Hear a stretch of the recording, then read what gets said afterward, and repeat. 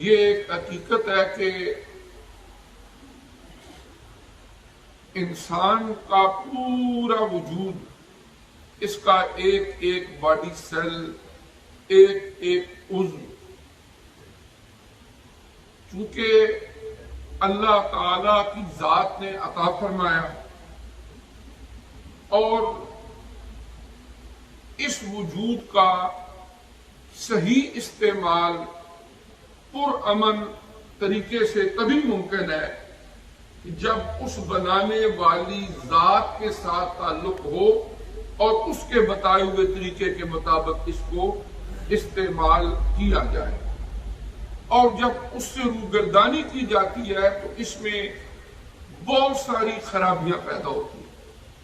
مثلا صرف ایک انسانی وجود کا عضو جو ہے وہ برین ہے، دماغ۔ اللہ تعالیٰ نے یہ ہمیں عطا فرمایا۔ آپ کی سمجھ لیں کہ جس طرح ایک ٹی وی اسٹیشن کے اوپر ٹرانسمیشن ہو رہی ہوتی ہے، پوری دنیا میں جا رہی ہوتی ہے، لیکن اصل میں ان کا ایک کنٹرول روم ہوتا ہے اور اس کنٹرول روم سے یہ سارا آپریشن ہو رہا ہوتا ہے۔ اگر کنٹرول روم میں خرابی ہو جائے گی تو پھر وہ جہاں جہاں تک ٹرانسمیشن جا رہی ہے وہاں پر کہیں کلر ٹھیک نہیں آئے گا، کہیں آواز ٹھیک نہیں آئے گی، کہیں اسکرین بلیک ہو جائے گی۔ اللہ تعالیٰ نے ہمارا پورا باڈی سٹرکچر بنایا اور اس میں ایک رکھا ہمارا دماغ۔ یہ ہمارے وجود کا ایک کنٹرول روم ہے۔ دیکھیں نا، ہماری میڈیکل سائنس وہ کیا کہتی ہے کہ مثلا ابھی میں نے اپنے ہاتھ کو بلند کیا ہے، اس ہاتھ کو بلند کرنے کے لیے جو سگنل ہے وہ میرے برین سے آیا ہے۔ آپ آنکھ کو بند کریں، کھولیں، اس سگنل کہاں سے آتے ہیں؟ برین سے آتے ہیں۔ اور کبھی کبھار اگر کسی آدمی کا برین کے اندر جو سیلز ہیں ان میں کوئی ڈسٹریکشن ہو جائے تو بندے کے ہاتھ پاؤں موجود ہوتے ہیں لیکن پیرالائز ہو جاتے ہیں، حرکت نہیں کر سکتا۔ لیکن اس کا تعلق کس سے ہوتا ہے؟ دماغ سے ہوتا ہے۔ اب جس وقت انسانی ذہن میں خرابیاں پیدا ہوتی ہیں تو اس سے ایک بیماری جنم لیتی ہے جس کو آج کل کے زمانے میں کہا جاتا ہے ڈپریشن۔ وہ ڈپریشن کی بیماری جو ہے وہ انسانی وجود کے اوپر لاگو ہو جاتی ہے، اور بنیادی طور پر اس کی وجہ کیا ہوتی ہے کہ اللہ تعالیٰ نے جو ہمیں دماغ دیا ہے، برین دیا ہے، اس کے اندر کچھ نہ کچھ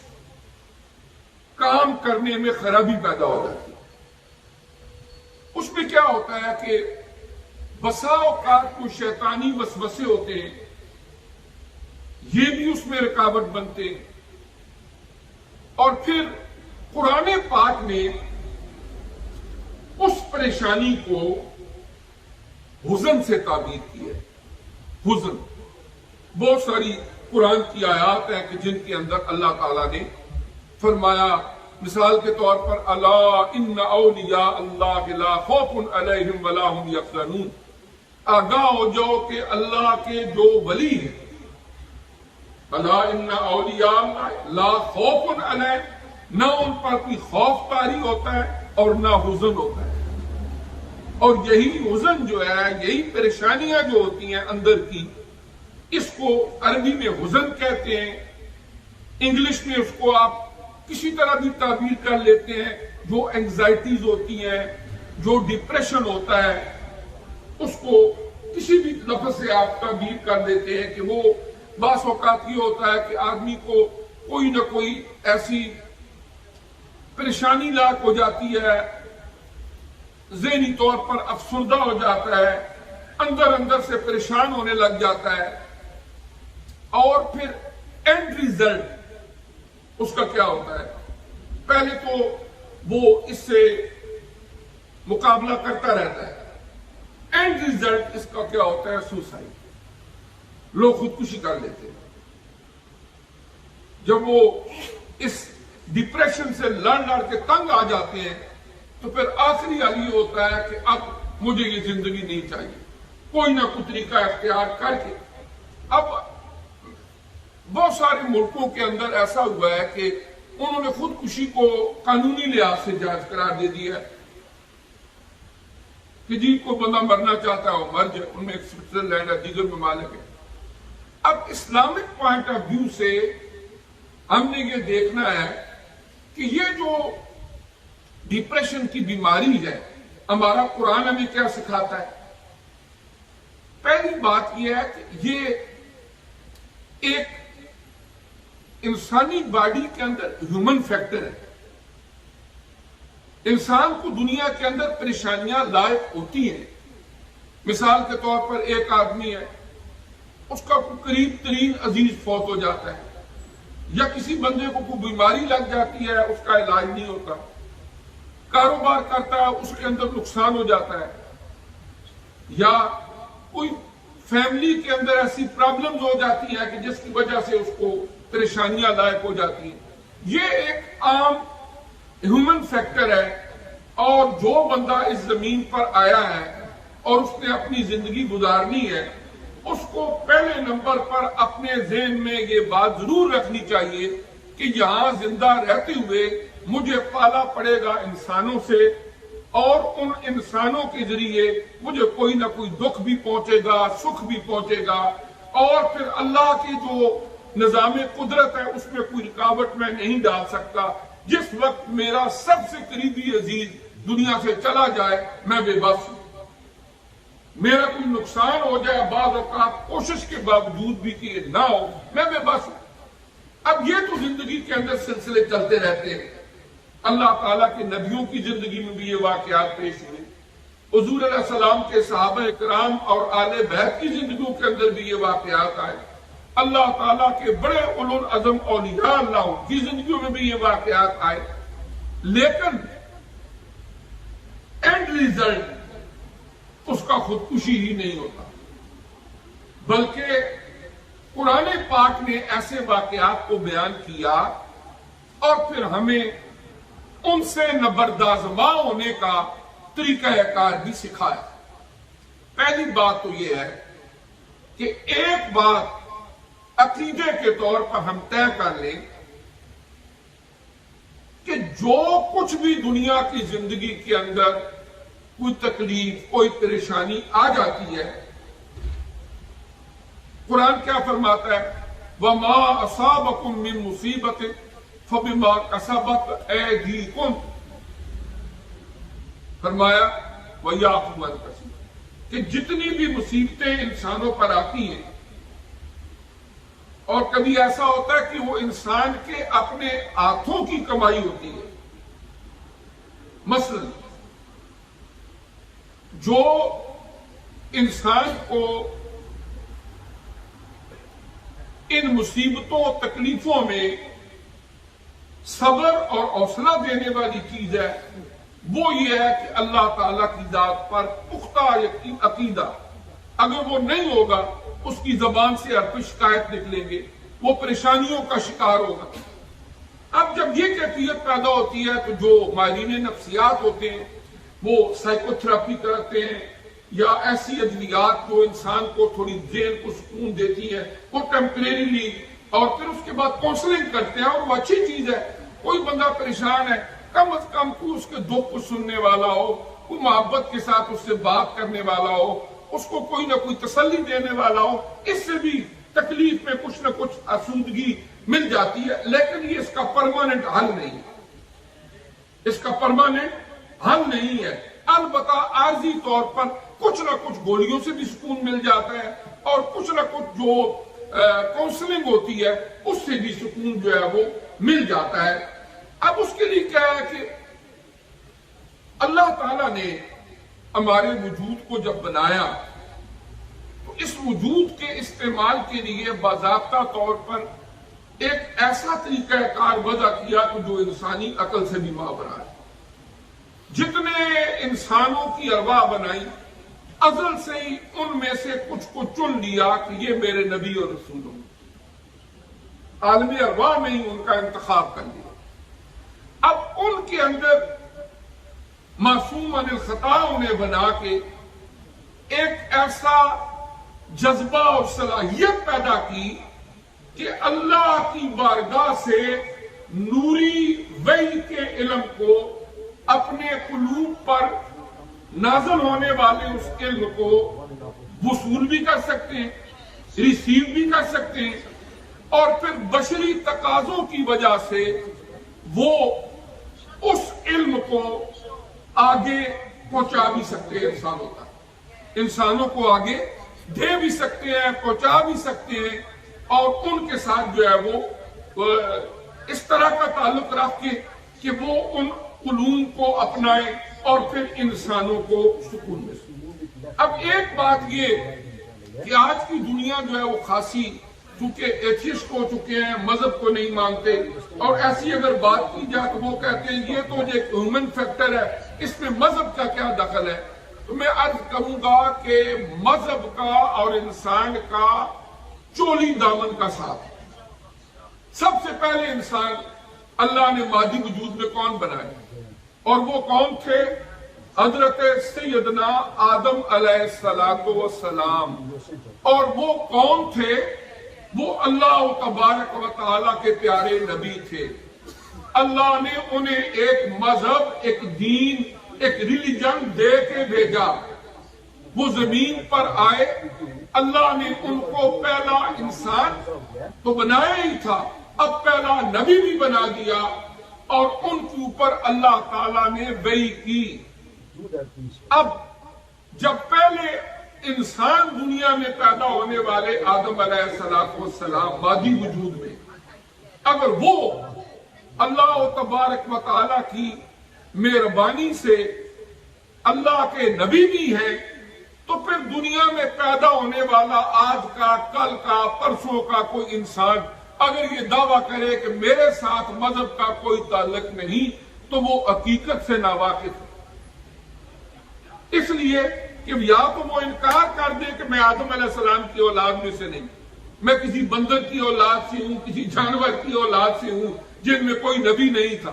اگر وہ مانتا ہے کہ میں ہیومن بینگز میں سے ہوں، میں انسان ہوں، تو پھر اسے یہ بھی ماننا پڑے گا، خواہ وہ تورات ہو، خواہ وہ انجیل ہو، خواہ وہ زبور ہو، خواہ وہ اللہ کا قرآن ہو، وہ سارے ہی بتاتے ہیں کہ آدم علیہ السلام اللہ کے نبی۔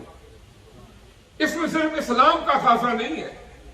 بلکہ ساری الہامی کتابیں حضرت آدم علیہ السلام کی لائف ہسٹری کو بیان کرتے رہی کہ اللہ نے جب آپ کا وجود بنایا، اللہ نے پھر آپ کو اپنا پیارا نبی بنایا۔ اس لیے یہ کوئی بات نہیں ہے کہ کوئی کہے کہ دیکھیں جی یہ ڈپریشن، یہ چیزیں، ان کا تعلق تو ہیومن فیکٹر سے ہے، تو مذہب سے آپ نے کیسے جوڑ دیا؟ بات یہ ہے کہ یہ ہیومن فیکٹر ہے، اور ہیومن بینگز اور مذہب کا چولی دامن کا ساتھ ہے، آپ اس کو جدا نہیں کر سکتے۔ اس کے بعد یہ ہے کہ اللہ تبارک و تعالیٰ نے جب انسانوں کو بنایا تو اس وقت سے ہی اس باڈی کو، اس وجود کو استعمال کرنے کا طریقہ بتایا۔ وہ جانتا تھا اللہ پاک کہ اگر یہ اس کے مطابق استعمال نہیں کریں گے تو اس کی خرابیاں کیا پیدا ہوں گی۔ مثلا آپ دیکھیں کہ اللہ تبارک و تعالیٰ نے قرآن عزیز میں جب حضور نبی کریم علیہ السلام کی مبارک زندگی کا ایک واقعہ بیان فرمایا سورہ توبہ کی آیت نمبر 40 میں، کہ جب آپ غار ثور میں ہیں، اور وہاں پر کیا ہے؟ قرآن فرماتا ہے ثانی اثنین اذ ہما فی الغار اذ یقول لصاحبہ لا تحزن ان اللہ معنا۔ وہاں کیا ہوا کہ حضرت ابوبکر صدیق رضی اللہ تعالیٰ عنہ موجود ہے، کفار باہر آ گئے، وہاں حضرت ابوبکر صدیق رضی اللہ تعالیٰ عنہ کو ایک پریشانی لاحق ہوئی، ذہنی طور پر پریشان ہوئے کہ اگر یہ کفار اندر آ گئے تو میرے پیارے نبی صلی اللہ علیہ وسلم کو نقصان پہنچائیں گے۔ لیکن حضور علیہ السلام نے کیا فرمایا اپنے پیارے صحابی کو؟ لا تحزن، کہ آپ اس حزن کا، پریشانی کا، ڈپریشن کا مت شکار ہوں، ان اللہ معنا، اللہ ہمارے ساتھ ہے۔ تو گویا جب ایک آدمی اللہ کی معیت کا تصور رکھتا ہے کہ میرا اللہ میرے ساتھ ہے، اس کو کوئی تکلیف پہنچتی ہے وہ صبر کرتا ہے، جب اللہ تعالیٰ کی نعمت اس کو پہنچتی ہے وہ اس پر شکر ادا کرتا ہے، تو کیا ہوتا ہے کہ اس سے بندے کو سکون مل جاتا ہے۔ اور پھر اللہ پاک نے کیا فرمایا، اس کی آیت کا اگلا حصہ سورہ توبہ کی آیت نمبر 40 کا، فَأَنزَلَ اللَّهُ سَكِينَتَهُ عَلَيْهِ، کہ جب انہوں نے معیت باری تعالیٰ کا تصور کیا، اللہ نے ان پر سکون نازل کر دیا، اللہ نے ان پر سکون نازل کر دیا۔ گویا جو حزن کی کیفیت تھی، جس کو آپ اینگزائٹی کہہ سکتے ہیں، ڈپریشن کہہ سکتے ہیں، وہ آپ اس کو پریشانی کہہ سکتے ہیں، اور اس غم اور پریشانی کی کیفیت کو جب آقا علیہ السلام نے معیت باری کا حضرت ابو بکر صدیق رضی اللہ تعالی عنہ کو تصور دیا کہ اللہ ہمارے ساتھ ہے، اب اللہ پاک فرماتے ہیں فَأَنزَلَ اللَّهُ سَكِينَتَهُ عَلَيْهِ، اللہ نے اس پر سکون نازل فرما دیا۔ اور پھر اس کے بعد آپ دیکھیں کہ قرآن پاک میں حضرت یوسف علیہ السلام کا ایک مشہور قصہ ہے، وہ موجود ہے کہ حضرت یوسف علیہ السلام جب ان کو کنویں میں پھینک دیا گیا، بھائیوں نے آ کے حضرت یعقوب علیہ السلام کو بتایا، سورہ یوسف میں 12ویں پارے میں پورا قصہ موجود ہے کہ وہ ان کو بھیڑیا کھا گئے۔ اب حضرت یعقوب علیہ السلام اپنے اس پیارے بیٹے کی جدائی میں روتے رہے، اور قرآن فرماتا ہے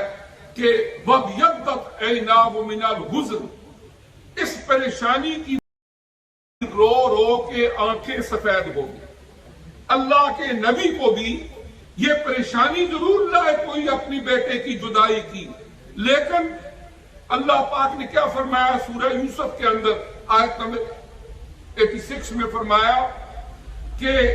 قَالَ إِنَّمَا أَشْكُو بَثِّي وَحُزْنِي إِلَى اللَّهِ، کہ تکلیف ضرور ہے، بیٹے کی جدائی ضرور ہے،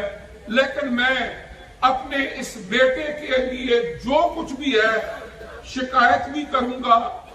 گفتگو بھی کروں گا، اللہ سے کروں گا کہ اے اللہ تو ہی میرے بیٹے کو واپس لوٹانے والا ہے، اے اللہ تو ہی سب کچھ کرنے والا ہے۔ یعنی اللہ کے نبی کو جب کوئی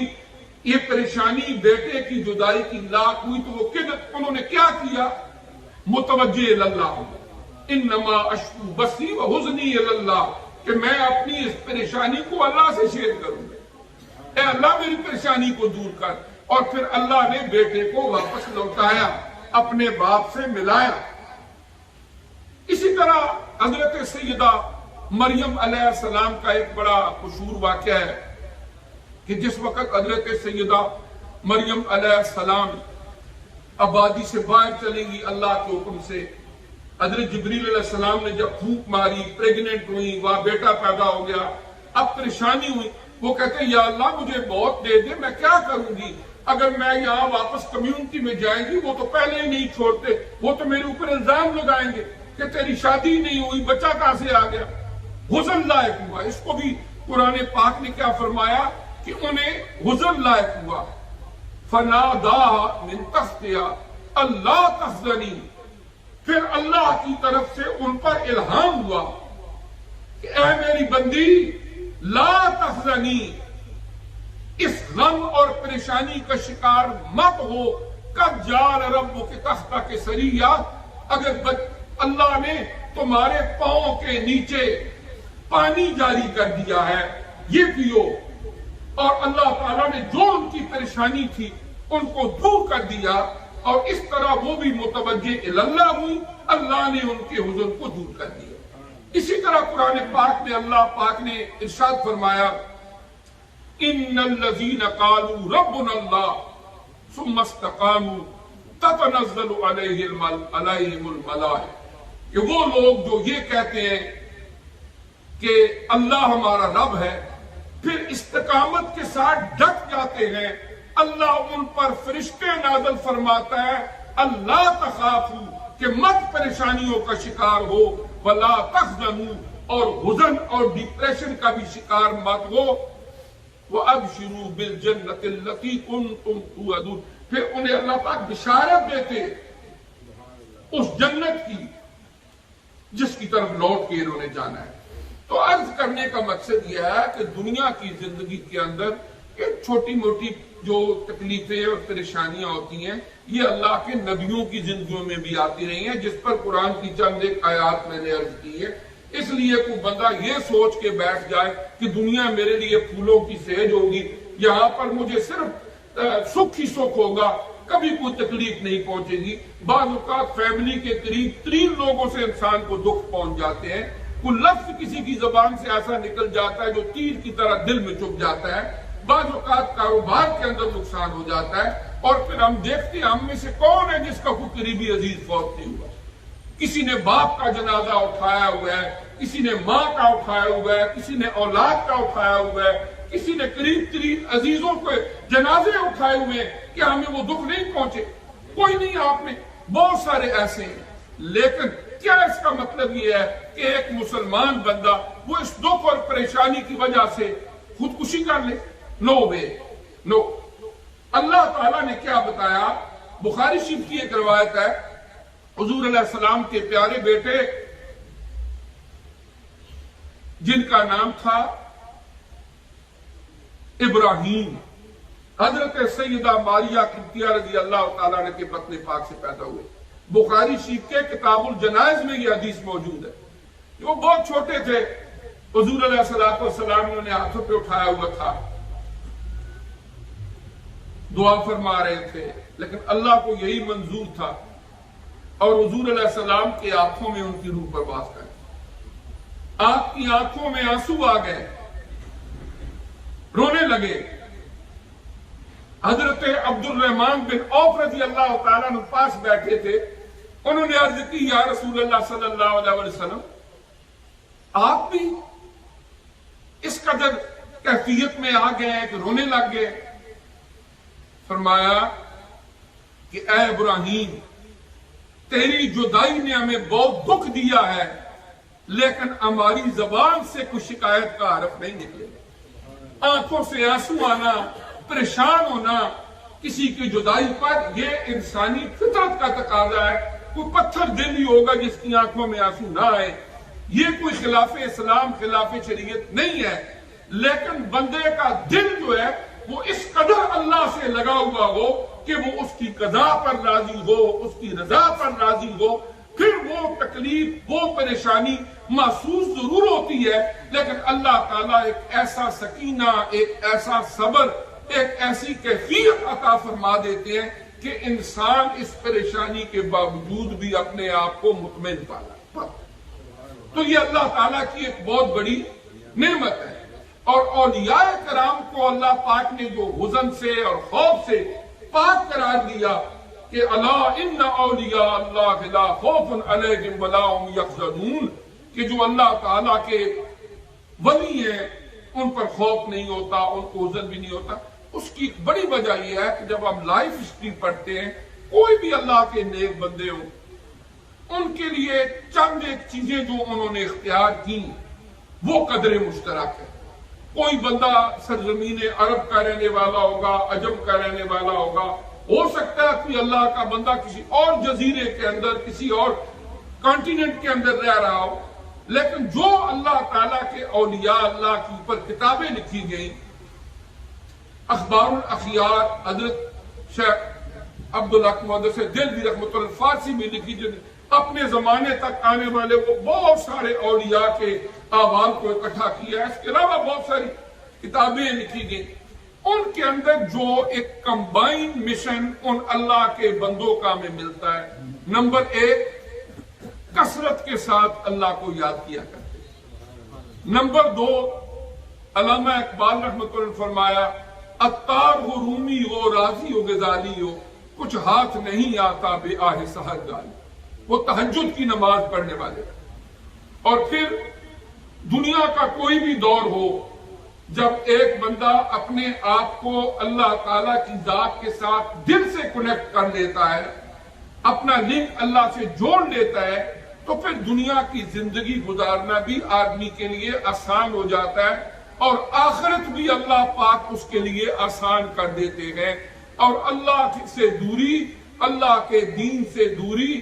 دنیا کے اندر بھی انسان کو بے سکون رکھتی ہے، اور موت سے ڈراتی رہتی ہے، اور جب آدمی مرتا ہے تو پھر وہاں کی تکلیفیں بھی انتظار کر رہی ہوتی ہیں۔ اور پھر دنیا کے اندر موت تو آنی ہے، ہم میں سے کوئی ہے کہ موت کے اندر رکاوٹ بن سکے؟ ارے موت اللہ تعالیٰ کی نعمت بھی ہے۔ اگر ایک بندہ 100-200 سال ایک جگہ پڑا رہے، اس کو سنبھالنے کے لیے بھی مشکلات ہوں، وہ اس کے لیے اذیت بن جاتی ہے۔ موت بھی اللہ تعالیٰ کی طرف سے ایک رحمت ہے، اور مومن بندے کے لیے اگر یہ ایک بات سوچے کہ جب میں قبر میں جاؤں گا، مجھے دفن کریں گے،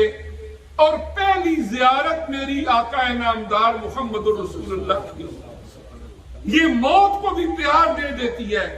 موت کو بھی انسان کے لیے خوبصورت بنا دیتی ہے۔ لیکن جب یہ تصور کرے تو پھر اپنا کردار، اپنا عمل، اپنا ایمان اس قابل بھی بنائے کہ جب ہم آقا علیہ السلام کے سامنے جائیں تو کہیں آپ چہرہ پھیر نہ لیں،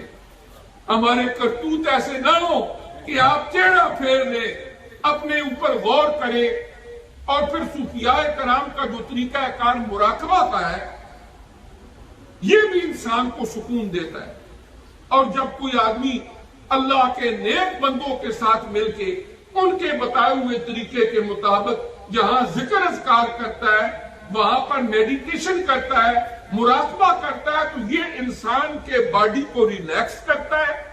اور انسان کو ایسا سکون دیتا ہے کہ جو دنیا کے اندر ہم سامان راحت کو ساری زندگی سکون سمجھتے رہے، میرا لگژری بیڈ سکون ہے، میری لگژری کار سکون ہے، میری بہت بڑی کوٹھی اور بنگلہ سکون ہے۔ ارے یہ سامان راحت تو ہو سکتا ہے، راحت نہیں ہو سکتا۔ راحت صرف اور صرف اللہ سے تعلق جوڑنے میں ہے۔ اللہ مجھے بھی آپ کو بھی سمجھنے کی، عمل کی توفیق دے۔ جزاک